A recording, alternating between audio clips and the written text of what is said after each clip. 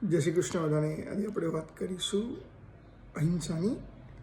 અહિંસા આપણે 3 જગ્યાએ આપણે કરીએ છીએ, એ આપણે કરવી જોઈએ નહીં. એક તો કર્મથી, બીજી આપણા વાણીથી, અને ત્રીજી આપણા વિચારોથી. કર્મથી એટલે આપણે કોઈ પણ કંઈક વસ્તુ કરવાથી કોઈને ખોટું લાગે, મતલબ આપણે કોઈને માર્યું, કોઈ પણ એ બધું વસ્તુ, એટલે એનાથી અહિંસા નહીં કરવી એમ. મારી કાં તો ઇન શોર્ટ વસ્તુ કરીને કોઈને અહિંસા નહીં કરવી એમ.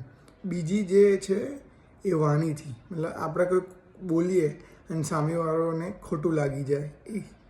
અને ત્રીજી છે વિચારોથી, કોઈએ આપણા વિશે ખોટું વિચાર્યું, કદાચ કઈ વસ્તુ ખોટું એને કર્યું, તો એના વિશે કોઈ દિવસ ખોટું વિચારવું નહીં એમ.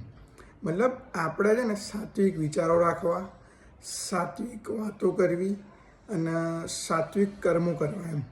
આપણે આ 3 વસ્તુ કરીશું ને તો આપણે છે ને કોઈ તકલીફ નહીં આવે અને શાંતિથી આપણે આજુબાજુમાં જે બધા ભાઈઓ એમને આપણે ભાઈ બહેનો જ સમજીશું. મતલબ ઇન શોર્ટ શું કહેવાય, સાત્વિક ભાવના ઉત્પન્ન થશે આપણા સરાઉન્ડિંગમાં.